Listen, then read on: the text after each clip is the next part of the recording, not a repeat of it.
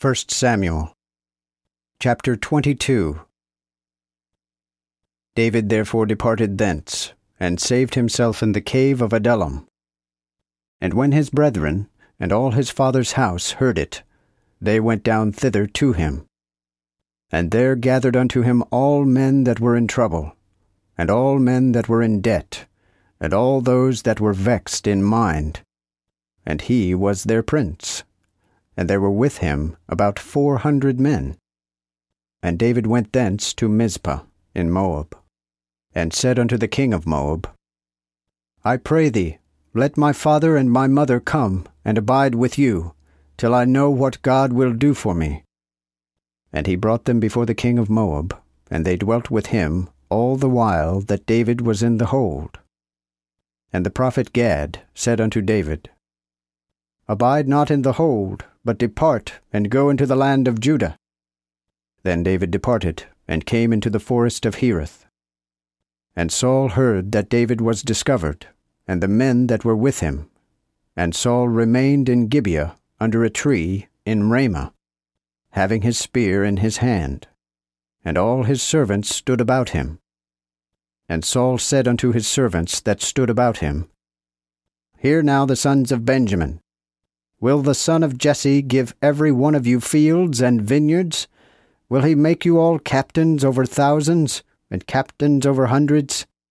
That all ye have conspired against me, and there is none that telleth me that my son hath made a covenant with the son of Jesse. And there is none of you that is sorry for me, or showeth me that my son hath stirred up my servant to lie in wait against me, as appeareth this day. Then answered Doeg the Edomite, who was appointed over the servants of Saul, and said, I saw the son of Jesse, when he came to Nob, to Ahimelech, the son of Ahitub, who asked counsel of the Lord for him, and gave him victuals, and he gave him also the sword of Goliath the Philistine. Then the king sent to call Ahimelech the priest, the son of Ahitub, and all his father's house, to wit, the priests that were in Nob. And they came all to the king. And Saul said, Hear now, thou son of Ahitub. And he answered, Here I am, my lord. Then Saul said unto him, Why have ye conspired against me, thou and the son of Jesse, in that thou hast given him victual and a sword, and hast asked counsel of God for him, that he should rise against me, and lie in wait, as appeareth this day? And Ahimelech answered the king, and said, Who is so faithful among all thy servants as David, being also the king's son-in-law, and goeth at thy commandment, and is honorable in thine house?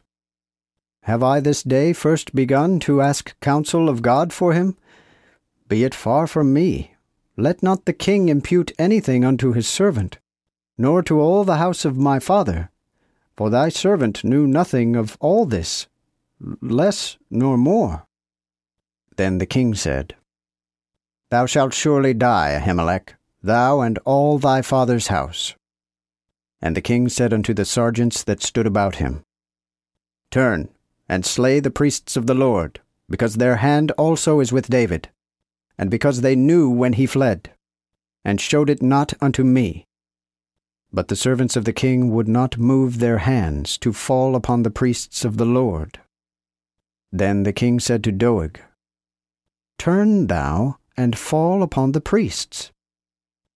And Doeg the Edomite turned, and ran upon the priests, and slew that same day fourscore and 5 persons that did wear a linen ephod.